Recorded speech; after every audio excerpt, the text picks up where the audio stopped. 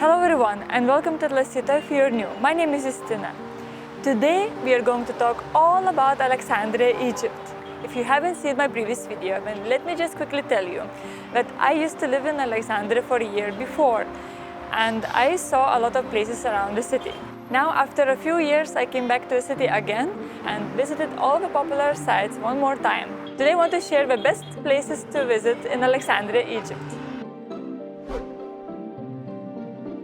Probably the most popular place in Alexandria to visit is the Citadel of Qaitbay, situated on the very tip of land's edge at the entrance to the old harbor. It is the very same spot where the famous lighthouse of Alexandria used to stand, one of the 7 wonders of the ancient world. Unfortunately, it was destroyed by multiple earthquakes that occurred in the Middle Ages. The citadel was built in the 14th century by Sultan Qaitbay, and some of the bigger stones from the lighthouse were used for construction. It was a very important strategic location for defense of the city, so it was constantly used and had experienced a lot of damage during the wars throughout the centuries. The final renovation was done in the 80s in order to open it to the public as a museum. Since then, it became a very popular place for both tourists and locals. It is one of the favorite places for Alexandrians to gather around on weekends and after work in the evenings to enjoy the pretty views that the citadel provides. The citadel is surrounded by tall, thick walls. From the city side, there is a second wall as well. Then there is a large courtyard where military training used to take place. There also are stables. The Grand Citadel itself is a multiple-story building with big halls as well as small bedrooms for the soldiers, all surrounded by corridors with windows for lookout. On the ground floor there also is a mosque room. While the citadel itself doesn't have any furniture or anything like that indoors, it is still amazing to walk its corridors, which feels like a maze. Every window provides a great view of the city and the sea, making it obvious to anyone why this place was so important for the city for so many centuries.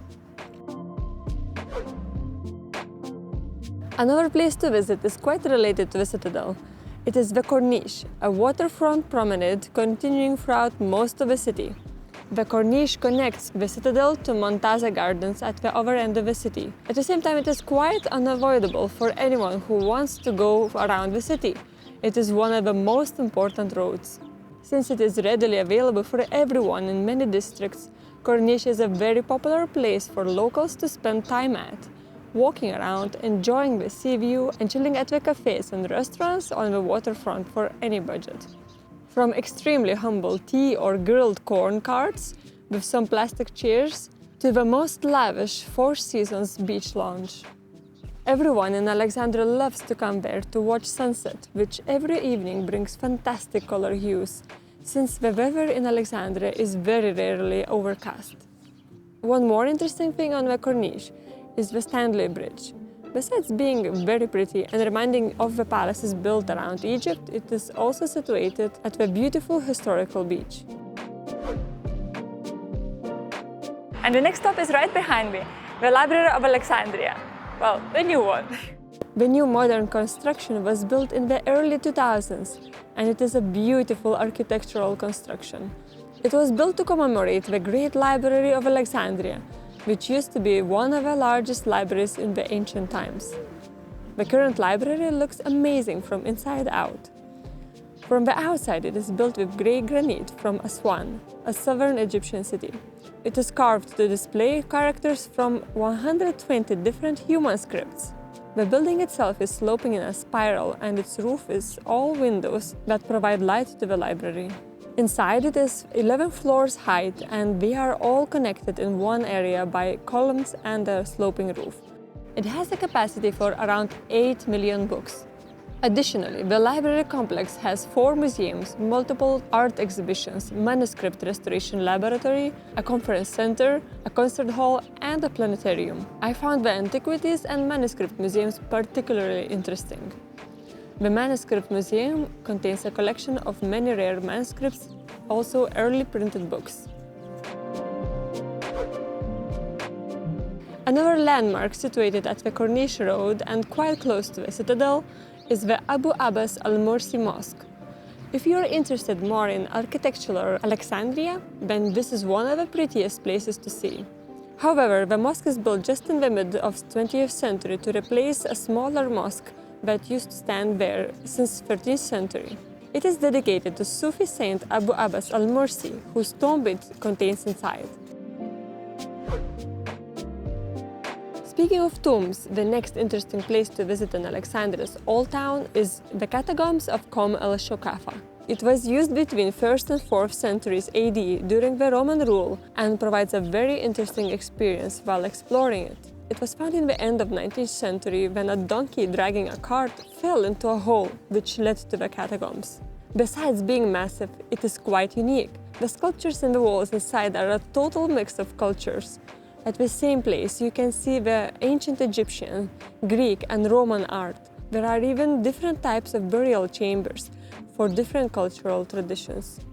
It just shows how diverse Egypt was at that time. Some writers even describe Shoqafa as one of the 7 wonders of medieval world. The catacombs consists of 3 levels with an entrance through a spiral staircase with a shaft in the middle.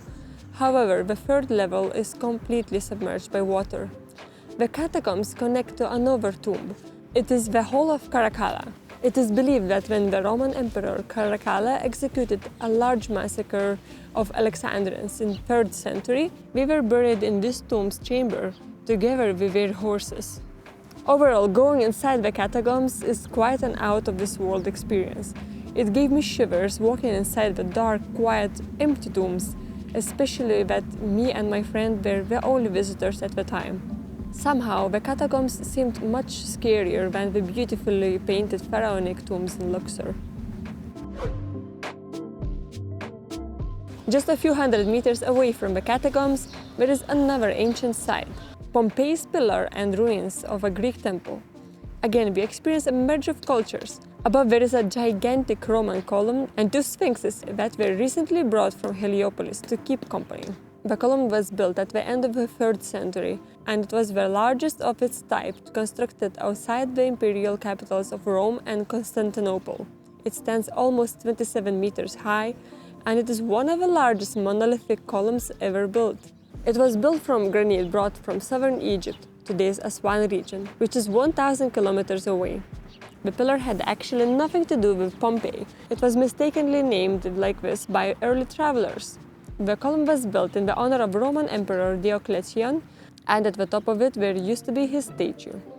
Underneath and all around the pillar there is the ancient Greek temple of Serapis, the hybrid Greek and Egyptian god. It was built in the 3rd century BC by Ptolemy III. All of that is actually underground now, yet it is open to explore some of its passages, and you can see a lot from walking around the area too.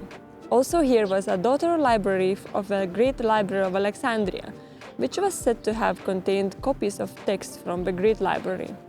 The library was open to anyone using the temple, which made it one of the most important intellectual and religious centers in the Mediterranean.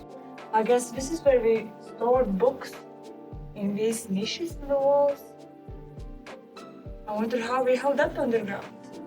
The temple and its library was closed after 500 years of use in 325 AD. Sadly, later the site had been plundered and razed to the ground by Christian rioters. One more ancient place in Alexandria is much more preserved to this day. It is the Roman amphitheater, which was built around 4th century. It was discovered only in the 1960s when foundations were being laid for a new building. It is the only Roman amphitheater found in Egypt. The amphitheater itself stays well preserved with 12 rows of beautiful white marble benches, columns, and some of the floors is still having mosaic decoration. But that's not all. There is a whole neighborhood surrounding the amphitheater. It was probably one of the wealthy resident neighborhoods, since the archaeologists also found a large complex of Roman baths and villas with pretty mosaics and sculptures. The best preserved villa is now called the Villa of the Birds. It has very beautiful and intricate floor mosaics depicting various birds.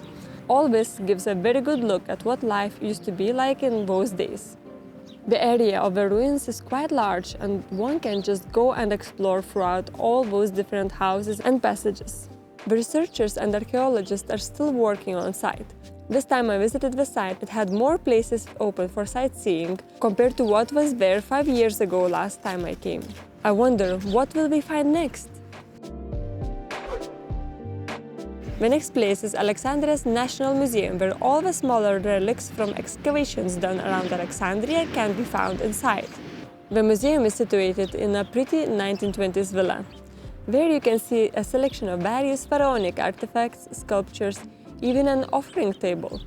In the basement there is a sarcophagus and a mummy. Also, as you would expect, there is a large collection of Greek and Roman era relics, including some artifacts found underwater in a place called Cleopatra's Palace, which is sunken underneath the old harbor near the citadel. Also, there is a collection of artifacts from the Ottoman rule, just enough to give an impression of the styles and crafts used during that era, as well as a small collection from the kingdom rule. Generally, the museum is not big, doesn't take too much time to explore, but at the same time it gives a good glimpse at Alexandria's history. If you'd like to know more about Alexandria in the 20th century, or just like pretty things, then go to the Royal Jewelry Museum. It is situated inside the villa of Princess Fatma al-Zahra, which is just as beautiful as the collection held inside. But first, let me explain what was Alexandria like during the kingdom rule in the first half of 20th century. It was nothing like what we see today. The city was spacious and many neighborhoods were just villas with large gardens. Until the 1950s, Alexandria was one of the Mediterranean's most cosmopolitan cities, attracting a wide mix of nationalities, high-profile political figures, artists and writers from Europe and more. While many of the villas are demolished today, the villa of Princess Fatma al-Zahra is still standing strong, and it is a perfect example of Alexandria's glamour in the first half of 20th century. I'll just have to note that the museum forbids filming indoors, so I'll share some photos. The indoors of the villa is decorated luxuriously, from painted walls and ceilings, intricate stained glass windows, to unique mosaics in the bathrooms. The collection is stunning as well. It consists of the jewels and jewelry of the Muhammad Ali dynasty, also their personal items. Another place in Alexandria that reminds of this era is the Montaza Gardens and Palace. It is my personal favorite in all of the city as well. There you can see a large palace of Al-Haramlik, built in 1932 by King Fuad I to be a summer royal residence. However, it is not open for visitors, but it can be easily admired from afar, from many places around the park. All those extensive gardens are great on their own to escape the bustle and hustle of Alexandria. There is plenty to do there besides of picnics on the grass.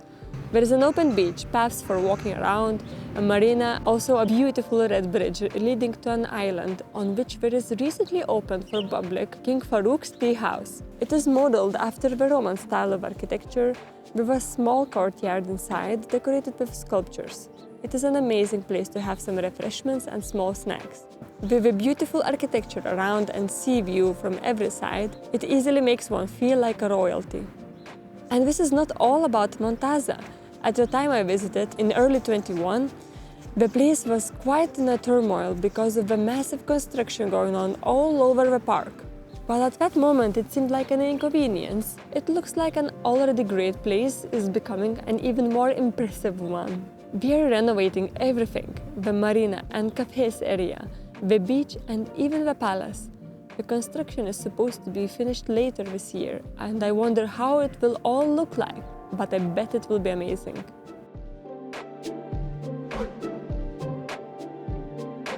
Last but not least to mention in this list is actually outside of Alexandria, but I can't get away without telling about it. That is the North Coast. If you want to have a beach holiday in Alexandria, then this is the place to go. The sea and beaches here look like they were brought down straight from paradise. Soft, almost white desert sand and pristine turquoise sea will make one forget all the worries and busy cities. You can see the color of the sea gradually changing while driving from Alexandria. It turns to this color at around 100 kilometers away from the city center.